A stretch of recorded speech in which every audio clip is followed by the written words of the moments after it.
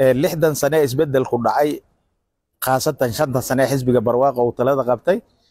كو رجو جوشي ونبت بالي نبت قليل عن هلاي سال كان دول كدقني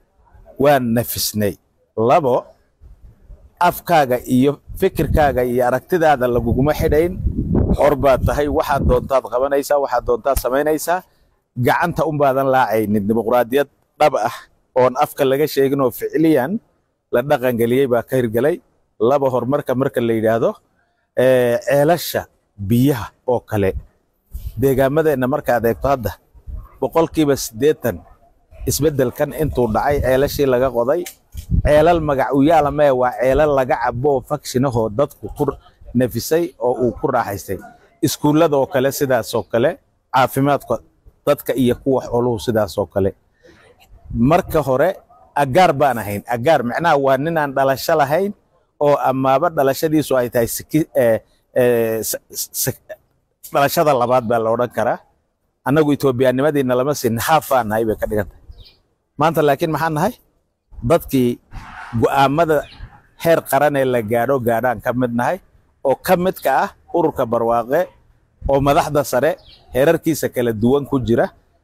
in kastoo haddana aan u baahannahay inta laga sii badiyo xagga waxqabadka sida dulaansiinta oo kale safaaradaha agaasimayaasha guud ee wasaaradaha heer federaal wasiirada oo kale baarlamaanka federaal oo kale oo 23 aysan tirakoobkeenu goynin oo 48 xildhibaan ayaan xaq u yeelan lahayn deegaan ahaan generaalada oo kale wax badan oo naga maqan heer federaal oo booliis iyo military ba jiraan laakiin maanta waxaan nahay dad tirsan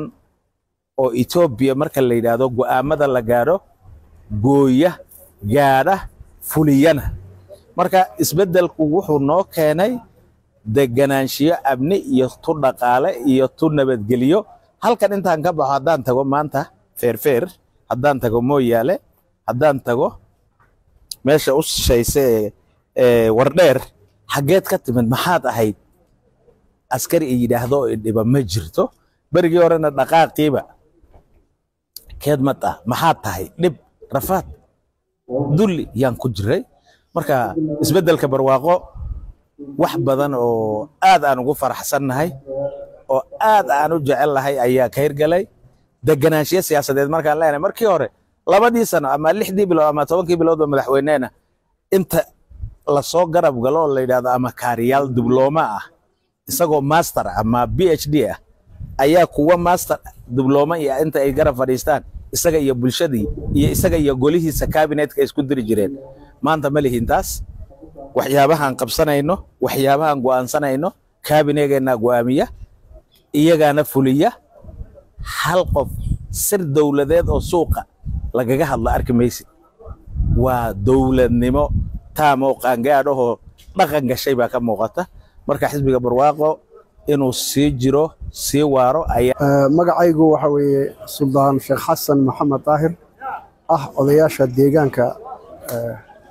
guurtida ama golaha nabadda iyo midnimada hadaan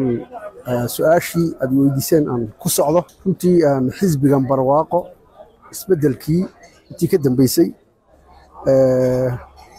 waxyaalo Soomaalida ka maqnaa oo maanta haysta ayaa jira Soomaalida miiska wax looga taliyo shalay ma ina fadhiin maanta miiska wax looga taliyo ay fadhidaa waxay ka tahay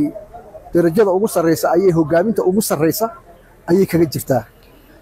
aadan faarax baa ra'iisul wasaare ku-xigeenka muxuu ahaa xisbiga BB oo madaxweyne ku-xigeenka xisbiga BB aadan faarax baa kamid ah wasiirro waaweyn oo sida wasiirka maaliyadda oo kale oo aanan lahayn jirin hadda ka hor baa imika jira miiska laga taliyaan hogaaminta ayay Soomaalidu waxay maanta tahay meesha ugu sareysa ee talinaysa waxaan ka mid noqonay Etoobiyadii saxda ahayd hadda ka hor darajada labaad baan ku jiray darajada koowaad baan nahay marka Etoobiyada halka looga taliyo Etoobiyaanimadii ayaa waxaynu hadda ka hor ka ahayn ama xisbiyada bahwadaagta ah ee darajada labaad Etoobiyaanimada kamid ah ayaan hadda maanta waxaan nahay darajada koowaad waxaan leeyahay hadda ka hor waxa jiray ama kaari wax la yiraahdo ama la talin ba xafiisyada joog jirtay hadda annagii ayaa talinayna xisbiga Soomaalidii ayaa talinaysa muxuu ahaa waxa la tayeeyay maxkamadihii baa la tayeeyey oo aad loo hagaajiyey corruptionkii baa la yareeyey oo meesha laga saaray tusaale ahaan maxkamadda shareecada oo kale maadaama ay maxkamaddu dastuuri ahayd awood iyo dhiiranaan ay ka timid deegaanka waxa loo sameeyey baarlamaanku bayaan